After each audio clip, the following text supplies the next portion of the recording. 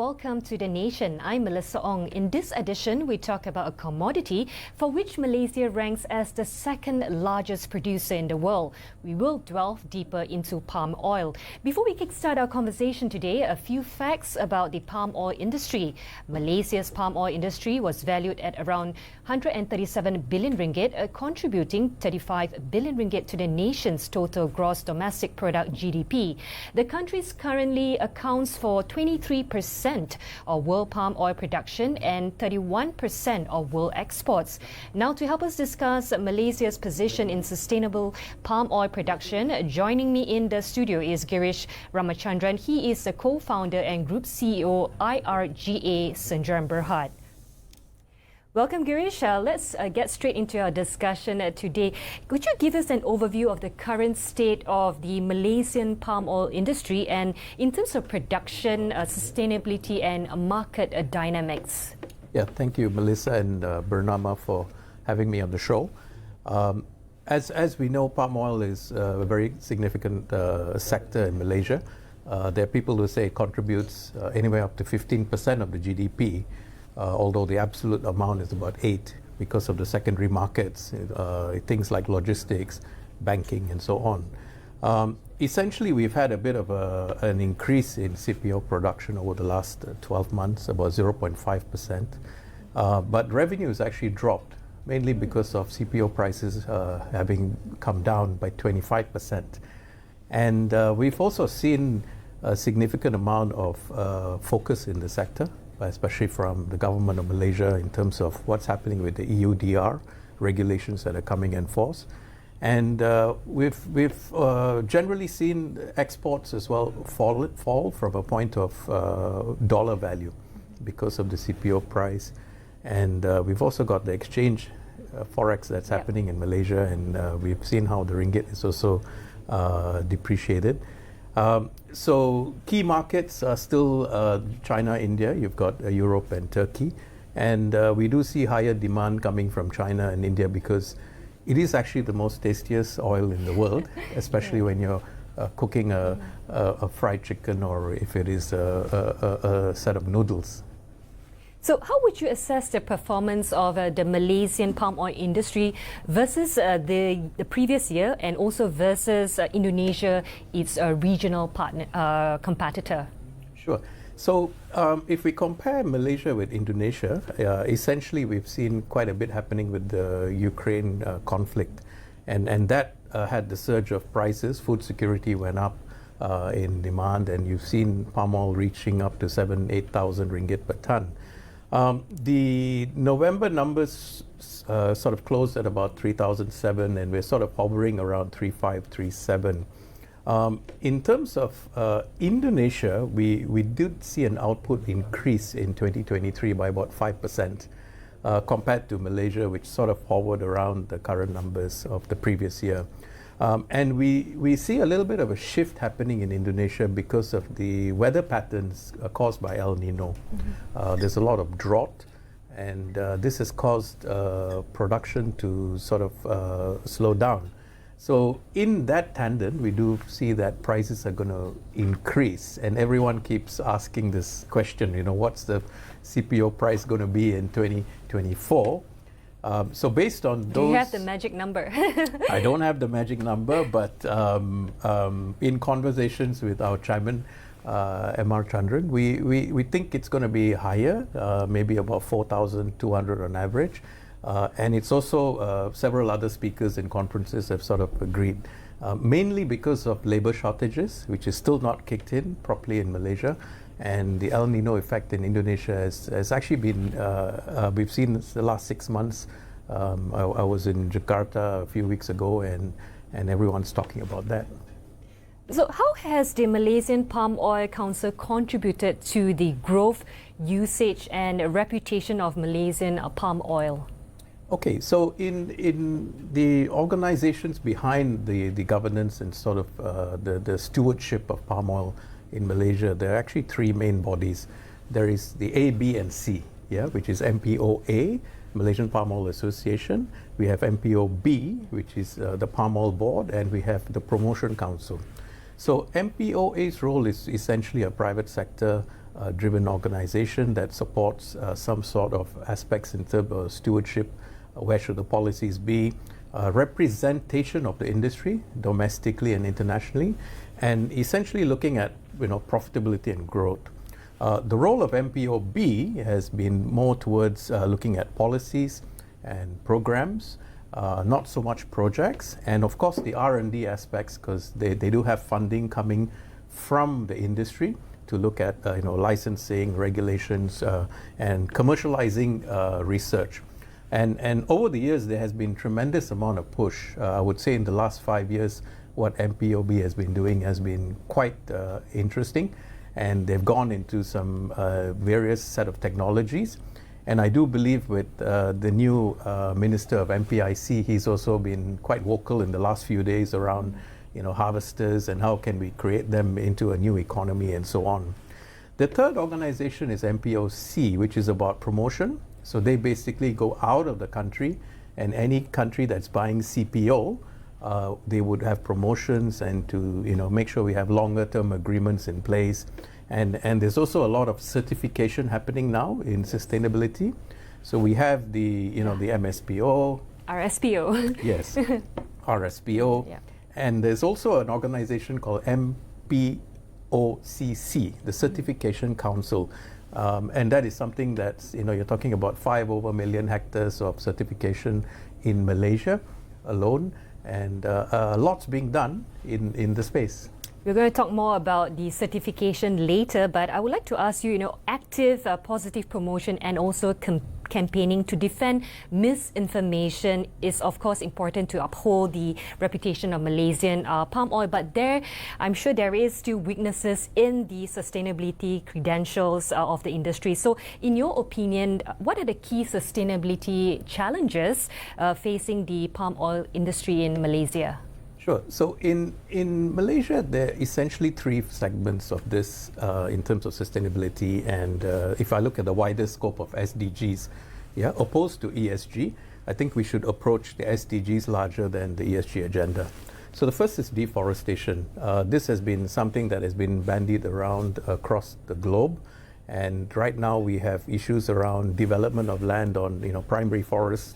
We have certification that actually looks at regulating land use. The challenge is we've already got 5 over million hectares planted. So to go back in time and to tell somebody, I'm sorry, sir, you've just planted on a primary forest, we're not going to certify you. You can imagine the challenges in that. Yeah. The other aspects around peat, forest, biodiversity is very important to make sure that we have that continued flow of biodiversity. The second aspect is on forced labor.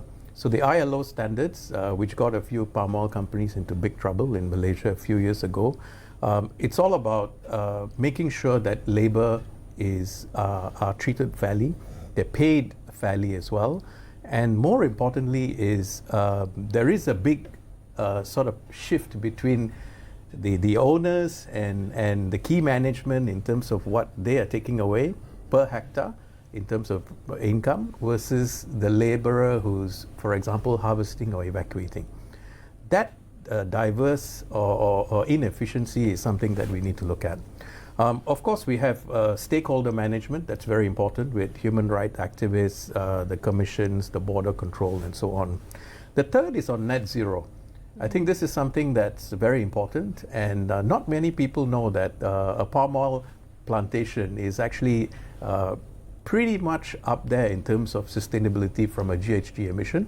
We have a lot going on with mills that are converting all their wastes and gases back into the system.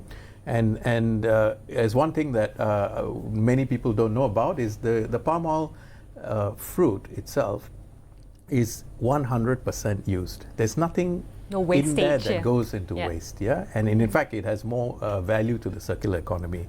And of course, the main aspect is around climate change, right? So how do we produce more of this golden crop with less land, with more technology? So how does sustainability practices impact the marketability of Malaysian palm oil, not just in Malaysia, but globally? Yeah, so globally, I think if you look at the environmental aspect, we have commitments to have no more reduction of our forests. I think the figure is about 50% in Malaysia, and this is something that we have already put out there. The second aspect is around crucial compliance for certain markets. For example, the European Union has got very strict laws coming in next year, and that is something that we have to look at it and market our products. We have to change the way that we are selling our products and making our products to meet that. The second aspect is on consumers. Consumers are the driver of everything. They're going to pick up a jar of peanut butter, and at one day they're going to have their phone QR code something and see where was this made in and where did the palm oil come from, and can I have a visual view of the estate and maybe even have an understanding of the person who actually harvested and milled the FFB. I think that's where it's going to go. So it's very important to be close to consumers in terms of traceability, transparency of production, and so on. The third aspect is on regulatory compliance. Of course, with ESG and sustainability and integrated reporting and all of the aspects, I do think we're over-regulated. And this is a crop that's probably under tremendous amount of scrutiny as well, compared to some of the other peers like soya, for example. So really it's about looking at markets and dealing with each market separately, because it's not one law or policy across the globe. Yeah, consumers decide, and if you're buying from a particular country, you have your own regulations. Okay, we'll come back again for more discussion. We'll take a short break right now. We'll be back after these short messages.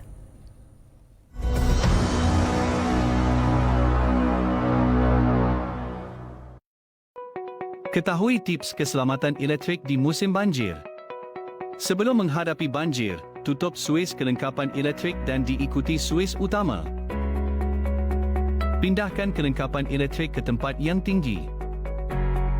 Semasa menghadapi banjir, jangan petik suis, sentuh kelengkapan atau kabel elektrik dengan tangan basah. Jangan pegang struktur, tiang atau pagar besi.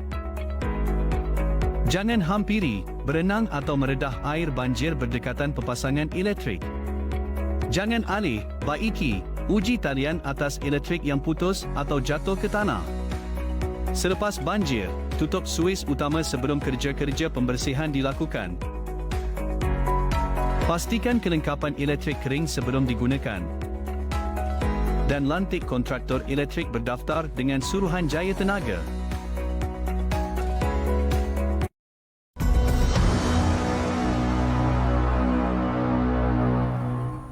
Welcome back, and here with me in the studio is Girish, and we will still be talking about the sustainable palm oil production.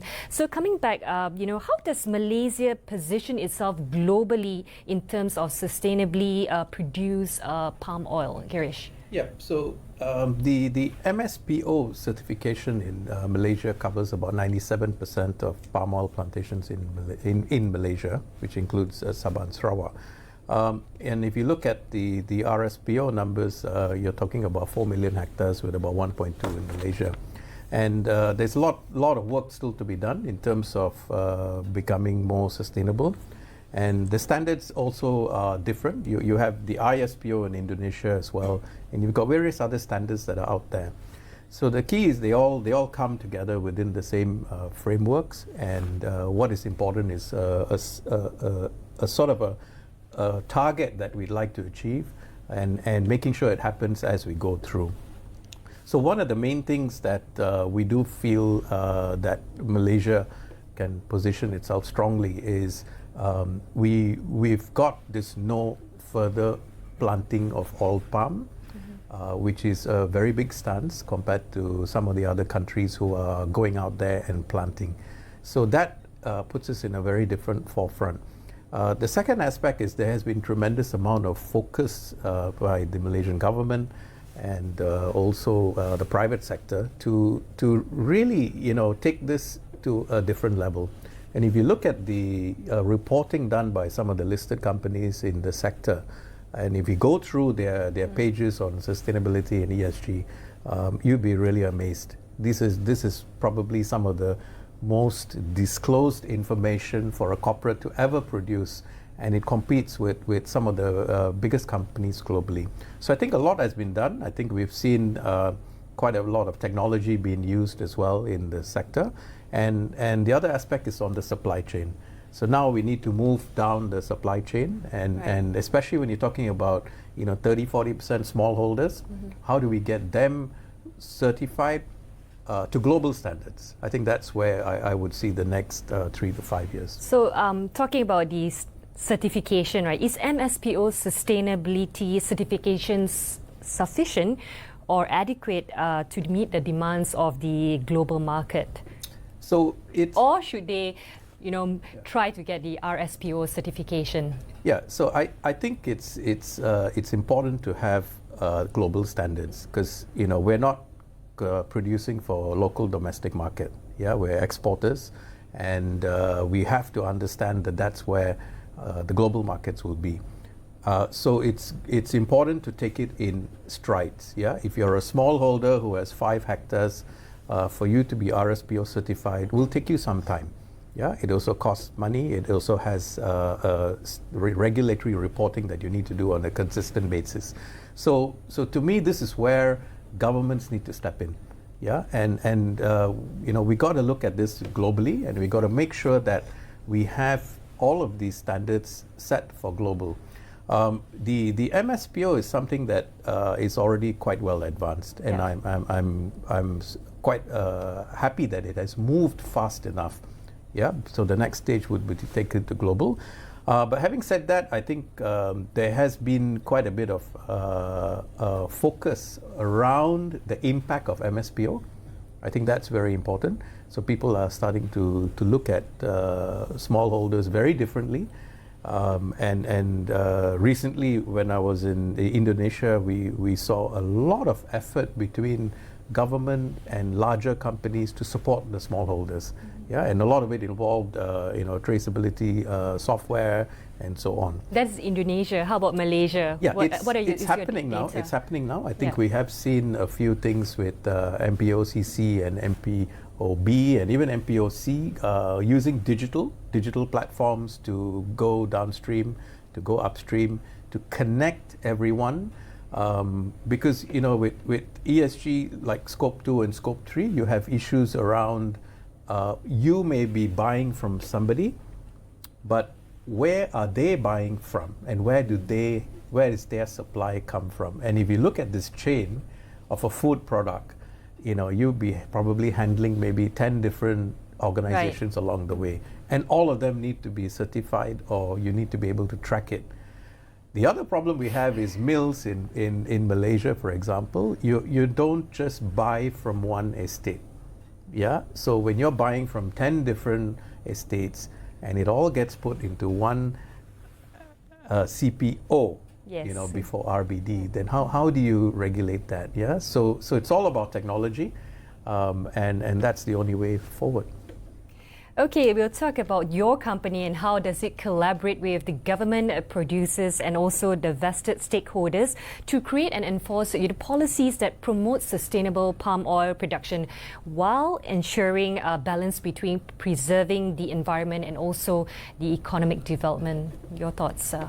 Girish? Yeah, so IRGA is essentially what we call a 4IR company. Yeah, and in the 4th Industrial Revolution, we have digital software, we have physical hardware, and we have the biological science. Yeah, and the convergence of these 3 essentially gives you outputs that are unparalleled. We've got several things happening. We tend to play in a lot of leadership forums, especially with our chairman, who was one of the co-founders of RSPO, first CEO of MPOA. And he sort of gets involved in a lot of high-level discussions globally. What investors want to know, what bankers want to know, and so on.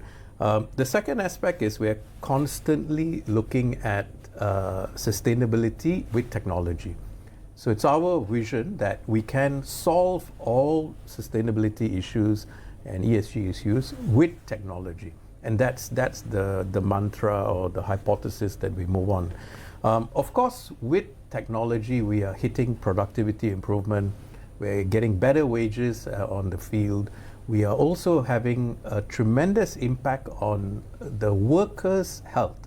Yeah, and this is something that's very important because the field worker is the most important person Yes, that's right. in the organization. So, yes. So, but as technology continues to advance, Girish, in your opinion, how is the Malaysian palm oil industry incorporating new technologies and innovations to advance the growing and processing of palm oil and also improving efficiency and sustainability of the industry? You keep on mentioning they need to adopt more. So, how is it now? How are they adopting we it? saw a very difficult industry that would adopt technology. Yeah? Generally, Malaysian companies with technologies, I wouldn't say they're laggards. Risk adverse. The word yeah. is risk adverse. But what happened was COVID. Yeah, and that's when right. COVID came in, we just saw a sudden shift in all of those people who used to produce small batch food were now sending their food directly to consumers in their homes with technology. Yeah, and that caused a larger look at food security. And if you look at the oil crops, palm oil is right up there in terms of global food security. Yeah, so what we have is three aspects of technology. The first is we need to digitize and digitalize. And this is important. So we have better data to capture business management systems, monitor worker deployment, looking at better use of daily operations, weather patterns, and operational efficiencies as well. The second is what we are heavily into, which is mechanized technology. Reduce the demands on the worker in the field via assisting them with robotics or technology that gives them better utilization. I know where I need to go today and do what. All mapped through systems that predicts and plans. And of course, with this, we are able to have better resource allocation, reduce wastages, and really better operational productivity. The third aspect is around combining all of this. So hardware with software. We have an electrical cutter that we're working on a build that essentially tells the harvester what to cut. Yeah, and this goes into precision agriculture and better outcomes. We have a motorized wheelbarrow which is just been launched and is doing very well. And essentially, we dropped workers' heart rate, by about 30% on a 2-hour continuous stride of lifting and carrying and evacuating. So we're starting to see technology impact the lives of human beings, higher profits, lower costs. On top of all of that, with digitalization, we're able to trace. And that goes back to the producers and the consumers eventually. And that's what I think the world wants to see. Well, we have 2 minutes, and I would like to end the final segment to zoom back to talk about palm oil on a national level. So Malaysia's palm oil industry is a significant contributor to the country's GDP, as what I've mentioned earlier in my introduction. So what does the government need to do to help maintain this or bring it up to greater heights? So we feel that there are a lot of people working in silos. Yeah, and this is something that we have to put together. Like I said, this industry could easily be 20 to 25% of Malaysia's GDP. Yeah, with technology and unlocking the potential of productivity and resource. We also have a huge amount of foreign labor that we are importing. And that goes negatively towards our balance of payments, where we're exporting all this ringgit out on a monthly basis. So how do we do something on a national level that allows us to use all our resources, come together for the sake of the sector and the business of the sector?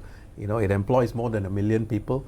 And I was educated on palm oil. My father and my grandfathers were all in the industry. Right. And this is something that is not going to go away.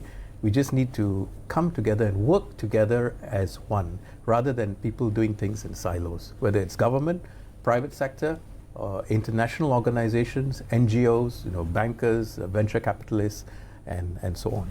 Well, so much more to unpack, but that's all the time we have today. Girish, thank you for sharing your perspective on the nation. To our viewers, thank you for watching. Stay tuned to Bernama TV for many more insightful discussions. I'm Melissa Ong. Have a nice day ahead. Take care.